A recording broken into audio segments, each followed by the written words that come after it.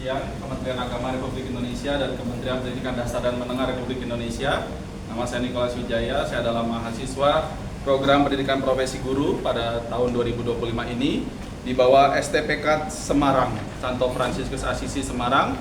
Nomor induk mahasiswa saya adalah 25309-1297. Dan pada hari ini saya akan melakukan uji kinerja untuk mengajar dengan fase E, tema hierarki dalam gereja Katolik di kelas 11-5 SMA Regina Pacis Bogor.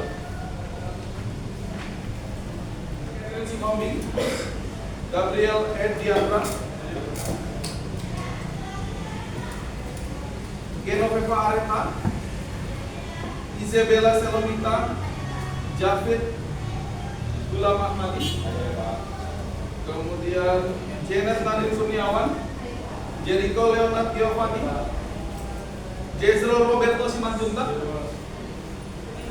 Karen Carolina Nenubai, Cornelius Dean Jericho, Kristen Rachel Valeri, Ridwina Pramesti Kinanti, Luisa Andrito Widya Cipta, Maria Devina Narafrea, kemudian Maria Putri Angel Samosir, Maximilian Baga Garcia Sofian, Nanet Alexa, Niken Teresia, Rambu Delia Tamuina.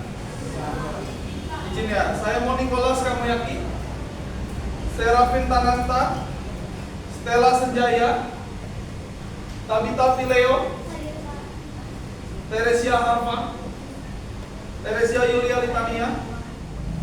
Baik, teman-teman, sebelum kita mulai pelajaran pada hari ini, mari kita bersama dalam doa dan Bapak Tuhan, terima kasih karena Engkau masih memberikan kami kesempatan untuk tempat ini. Pada kesempatan kali ini kami akan belajar bersama tentang agama Katolik dan Tuhan. Karena apa yang akan kami pelajari hari ini akan dalami dengan kami. Terima kasih Tuhan. Amin. Tapi sebelum itu saya mau ngetes dulu nih pengetahuan kalian. Yang paling kiri itu siapa kira-kira? Paus Leo. Kemudian yang di sebelah kanan Paus Leo? Bendera siapa? Vatikan. Apa bedanya bendera Vatikan yang di atas dengan bendera Vatikan yang di bawah? Jelaskan seperti itu. Tadi kalian benar. Yang ini adalah Pope Leo XIV. Dia adalah Paus ke-267 dalam sejarah gereja Katolik Roma. Ya. Kemudian yang di atas itu adalah bendera Vatikan City State. Di bawahnya adalah Holy See, takhta suci. Bedanya apa sih? Kalau Vatikan City State, kita bicara Paus sebagai pemimpin sebuah negara berdaulat. Tapi kalau kita bicara Holy See atau takhta suci, maka kita bicara Paus sebagai pemimpin gereja. Tentang hierarki gereja, tujuannya sederhana supaya Anda semua memahami apa itu hierarki gereja, siapa saja anggota hierarki gereja, apa sih tugas-tugas mereka, dan bagaimana kita sebagai awam harus berhubungan dengan mereka. Saya ingin mengingatkan satu hal, karena hari ini Anda akan pakai gadget. Ya, saya tidak melarang itu. Kamu semua akan memakai gadget, HP-mu untuk mencari informasi dan mengumpulkannya menjadi satu. Nanti kita akan pakai Canva. Tetapi saya ingin mengingatkan satu hal. Ini dikatakan oleh Paus Leo ke-14 yang saat ini sedang menjabat. Bisa dibaca bersama-sama di depan. The person.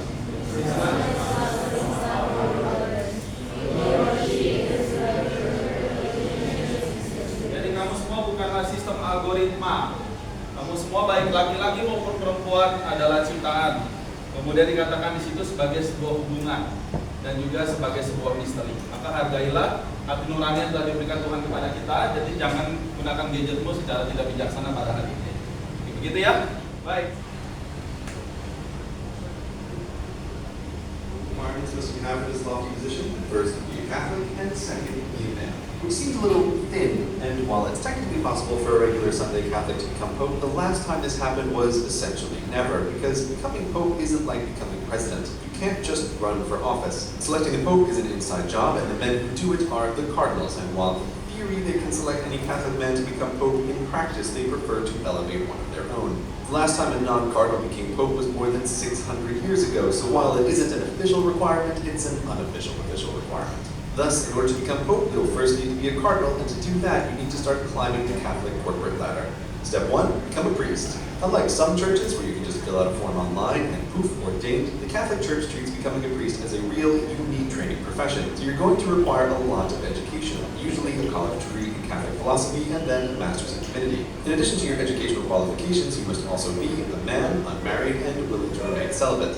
If you meet these requirements and have been working with the church, then you can be officially ordained as a priest, which basically means you get to run a Catholic church or work with another priest who does. But you want to move onward, and to do that, you need to take the job of the man who just made you a priest. Step 2, become a bishop. Bishops are a much more select group. While there are about 400,000 Catholic priests worldwide, there are only about 5,000 bishops. While priests get churches, bishops get cathedrals, from which they oversee a number of local churches. To advance your career, you must wait for a bishop in your area to be forced into retirement at age 75 or die sooner than that, freeing up space for you. But you can't just apply because there's already a secret list of potential bishops that's updated every 3 years based on who the current bishops in your area think would make a good replacement for one of their own. To be on that list, in addition to the obvious requirement of being a pious person, you should also be at least 35 years old, have been a priest for at least 5 years, and have a doctorate in theology or equivalent. Assuming you're all these things, your name may or may not be on the secret list. The local bishops then give that list to the Pope's ambassador for your country, known as the Apostolic Nuncio. The Nuncio picks 3 priests from the list, does in-depth research on them, conducts interviews, and selects the one he thinks is best. But it's not over, because the Nuncio sends his report to Vatican City and the Congress of Bishops who work there, reviewing potential appointments from around the world. If the Congress of Bishops doesn't like any of the 3 candidates, they can tell the Nuncio to start over, returning to the list, picking another 3 candidates, doing more research, more interviews, and sending off the results. When the Congress of Bishops is happy with one of the Nuncio's candidates, that name is given to the Pope, who can reject the candidate and start the whole process over. It shouldn't be a surprise that from vacancy to a bishop's replacement can take months and, on occasion, years. But assuming a bishop in your area retired or died at the right time, and you were on the secret list of good priests, and the Nuncio picked you, and you made it through his interview, and the Congress of Bishops approved you, and the Pope didn't veto you, poof, now you're a bishop. But you're still not on top. The penultimate promotion is step number 3. Become a cardinal. Despite the fancy name and snazzy red outfits to match, cardinals are not the bosses of bishops. They are bishops, just with an additional title and additional responsibilities, the most notable of which is electing the new pope. The only way to become a cardinal is to get the current pope to appoint you as one, and of the 5,000 bishops, only about 200 are ever cardinals. But let's say your ambition doesn't go unnoticed by the pope, and he makes you a cardinal. Now it's time to play the waiting game for his death or retirement. With popes, death is vastly more likely. When either happens, the cardinals under the age of 80 are brought to Vatican City, where they are isolated from the outside world, presumably by taking away their cell phones and tablets and carrier pigeons. Once sequestered, the election of a new pope can begin. These elections are never exactly the same because the ex-pope gives instructions on how he wants his replacements to be picked, but in general it works like this. 4 times a day, the cardinals go to the Sistine Chapel to vote, and to become pope, one of them must get a 2/3 majority. There's a big dose of mustn't be too hasty here, as the cardinals don't just raise their hands or use a modern preferential voting system, but instead write down one name on a piece of paper, stand before the altar, and say a long Latin phrase before officially casting the ballot. Once all the cardinals have done this, the votes are counted and then burned. This is why TV news stations covering the election of pope use super modern HD live streaming cameras to look at a chimney. If the smoke is black, no new pope. The high victory threshold and tediously slow voting process is why it takes so long to elect a pope. It's usually at least 2 weeks of voting, 4 times a day, 6 days a week, with 1 day a week reserved for prayer. But the record length is 3 years. Assuming you eventually win the support of your fellow cardinals, you have one final thing to do before becoming pope. Pick yourself a new name. There's no formal rule, and you can name yourself anything you like, but it's tradition to take the name of a previous pope. Upon the acceptance of your new name, the final ballots are burned clean to make the smoke turn white and announce to the world that a new pope has been selected. So that's the career path. Be born into the right half of the population, become one of a billion Catholics, then one of 400,000 priests, then one of 5,000 bishops, then one of 200 cardinals, wait for the current pope to die or retire, and convince 2/3 of your fellow cardinals to select you as the one, the only pope. For around 10 minutes to wish a happy Palm Sunday and happy Holy Week to all those gathered in St. Peter's Square for the Palm Sunday Mass, the Lord's Passion.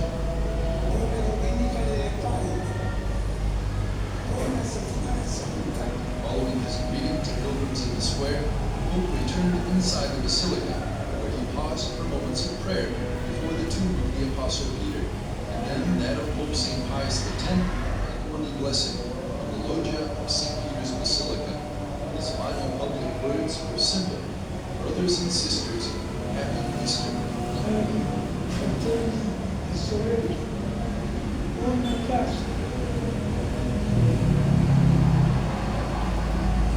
After his message was read by Archbishop Diego Ravelli, the master of pontifical liturgical celebrations, the Holy Father Father blessed the cheering and waving crowds.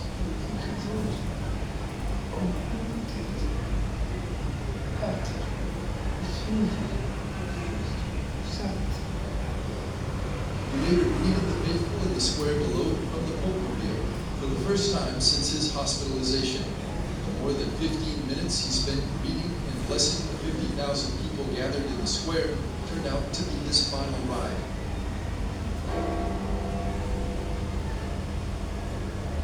The following morning at 7:35 a.m. local time, the Holy Father passed away. Silakan kalian scan bersama dengan HP kalian, boleh di scan bagian kelompoknya. Kemudian langsung membentuk mejanya bersama kelompok. Boleh, silakan.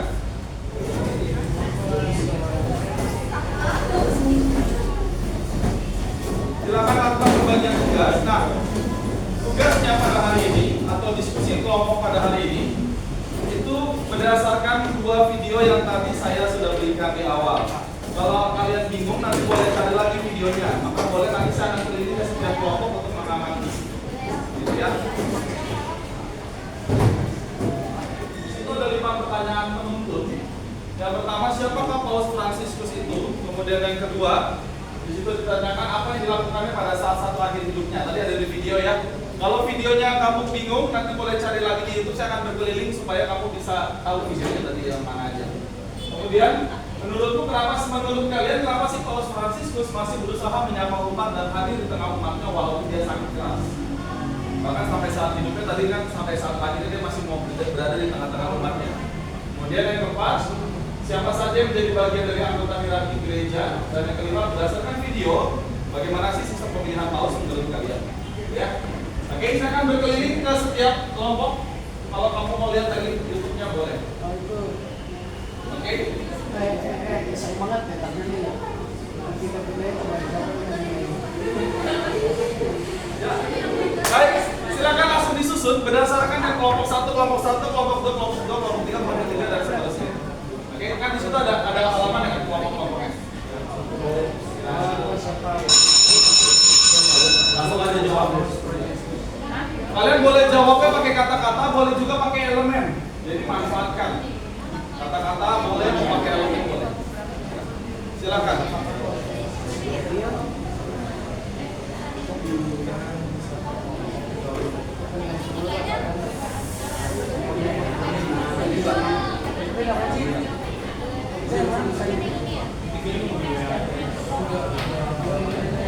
Gitu ya. Yang mau terus ke belakangan ya, kita pilih yang bagian depan dulu. Oke. Kalau mau lihat lagi videonya tadi, boleh cari di YouTube. Kalian boleh bagi bersama dengan kelompok pembagian tugasnya. Judulnya adalah How to Become a Pope. How to Become a Pope. Oke.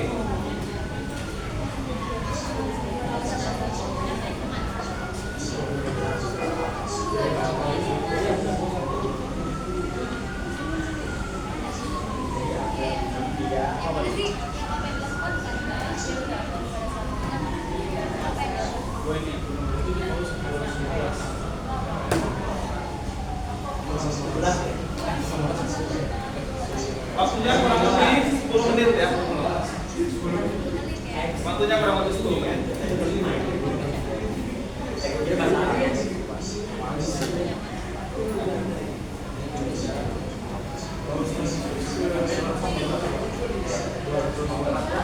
Kalau tadi kalau kalian 260.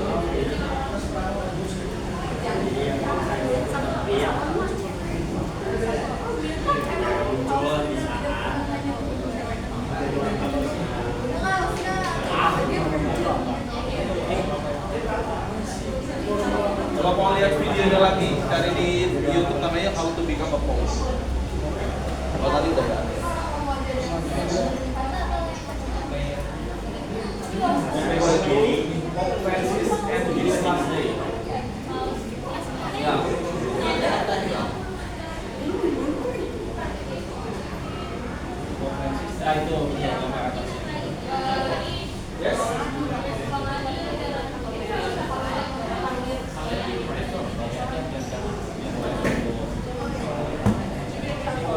Kalian bebas menjawabnya dalam bentuk tulisan, mau pakai elemen boleh, nanti muncul di situ.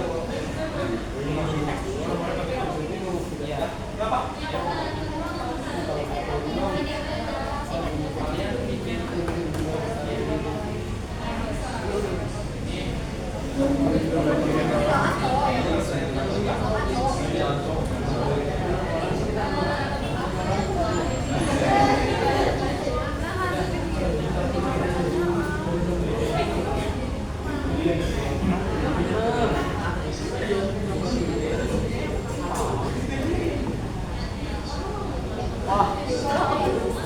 Wah, orang hormat, orang ada, orang benar.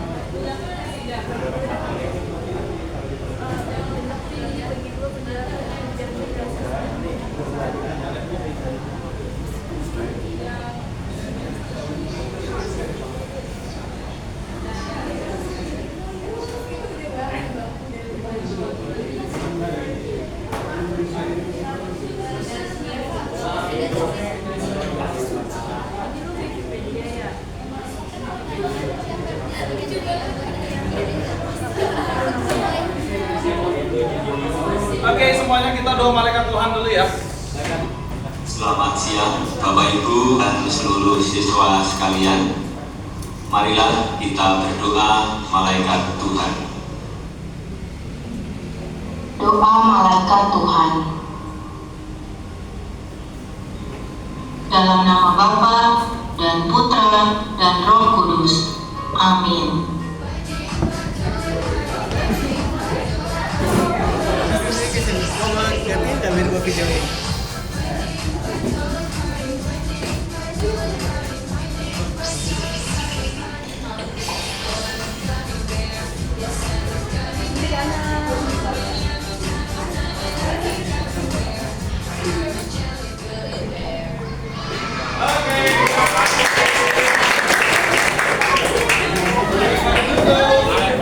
Boleh dibuka Alkitabnya. Injil Yohanes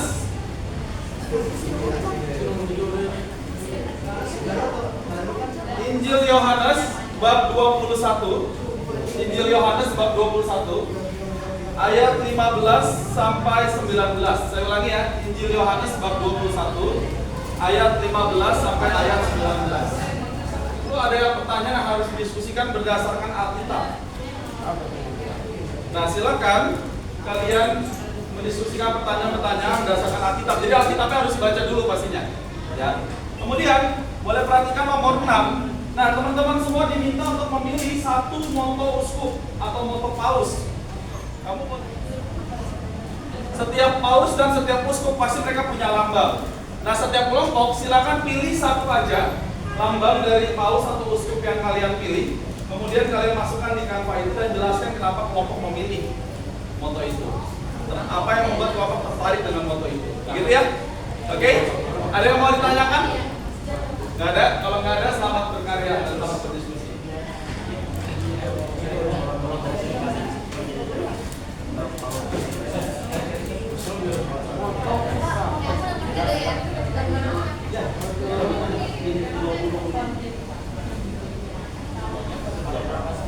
Nanti kalau diikutan ya.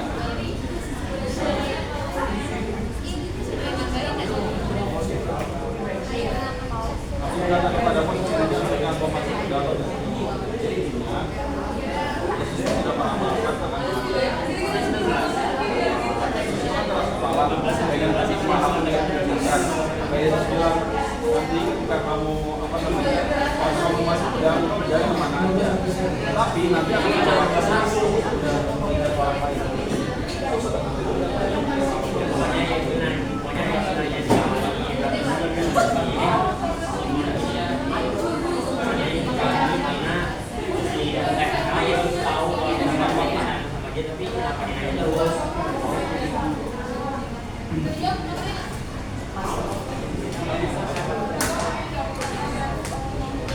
pada slide 16 saya kasih contoh moto uskup, contohnya seperti itu. Moto uskup atau paus contohnya adalah itu.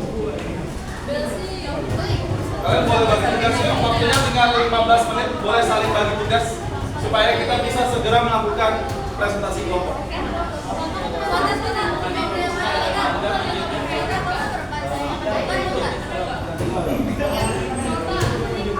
Mana ininya?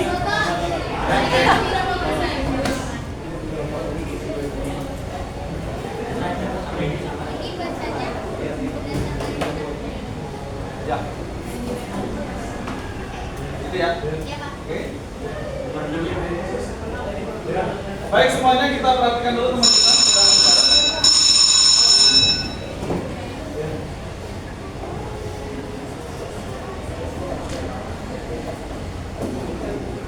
Ya, silakan.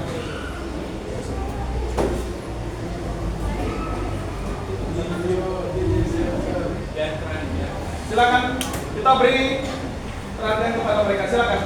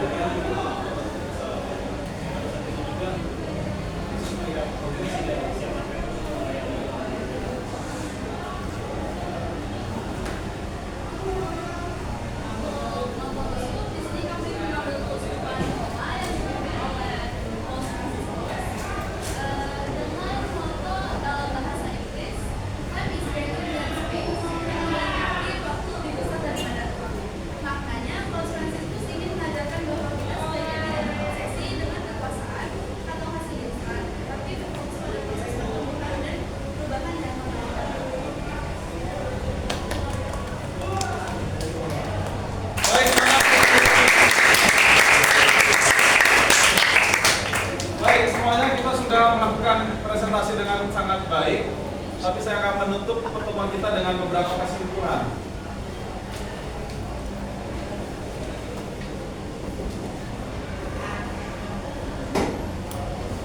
Yang pertama, secara etimologi, hierarki berasal dari bahasa Yunani hieros dan arkos. Hieros itu tinggi, arkos itu jabatan. Maka artinya adalah orang yang diserahi suatu jabatan melalui takdisan yang suci. Seperti itu. Kemudian, Gereja Katolik mengenal beberapa istilah penting. Jadi ada kardinal lego, coat of arms, tadi kamu sudah melihat ada kardinal, ada uskup agung, ada archbishop, apa itu. Ya. Baik. Nah, ada 3 tingkat takdisan. Yang pertama adalah imam. Yang pertama adalah diakon. Nama takdisannya diakonat. Biasanya kalau sudah dari frater itu sudah 12 tahun jadi frater, jadi diakon. Kalau sudah diakon jaraknya ke imam sekitar 6 bulan. Yang kedua adalah imam atau imamat. Ya, kemudian yang terakhir adalah uskup atau episkopat. Jadi sebenarnya Paulus itu ya uskup. Maka beliau adalah uskup agung Roma, maka beliau menjadi Paus. Kemudian anggota hierarki gereja bisa kita katakan adalah dewan para rasul. Para rasul kita ingat gereja itu apostolik ya, didirikan di atas para rasul. Kemudian ada dewan uskup yang dikepalai oleh Paus. Tadi kalian sudah melihat itu dari informasi tentang itu. Kemudian Paus, atau kalau di Indonesia nyebutnya Paus karena dalam terjemahan dari bahasa Belanda Paus, tapi orang Inggris menyebutnya Pope sebagai pemimpin dewan uskup. Pauslah yang berhak mengangkat seorang uskup menjadi kardinal. Jadi kardinal adalah sebuah gelar. Nah, kalau uskup diangkat jadi kardinal, artinya dia mendapatkan mandat untuk memilih paus baru kalau paus yang menjabat meninggal atau mundurkan diri. Kemudian ada uskup itu ingat ya, pemimpin gereja tingkat apa? Lokal. Kemudian ada imam atau priest ya, atau father dalam bahasa Inggris, dia pemimpin paroki. Kemudian ada diakon di Malaysia lagi. Lanjut. Nah, ini tadi ya, Vatikan adalah negara berdaulat, negara kota berdaulat yang berdiri pada 11 Februari 1929. Sementara tahta suci itu adalah tahtanya Paus sebagai pemimpin gereja universal. Seperti itu. Kita lanjutkan. Nah, tugas hierarki sebenarnya cuma ada 4, teman-teman. Yang pertama, mengajarkan tugasan. Ada yang mau disampaikan atau mungkin yang masih belum dipahami? Kalau tidak ada, ya.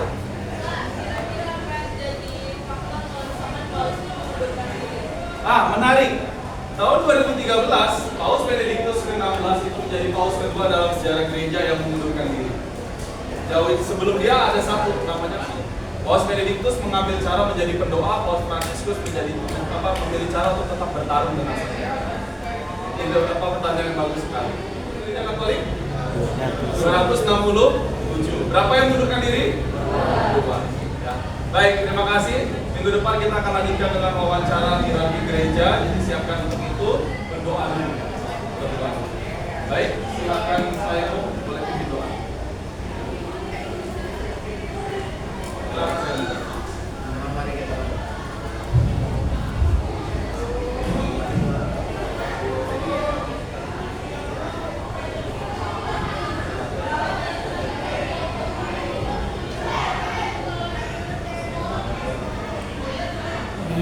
Baik, terima kasih.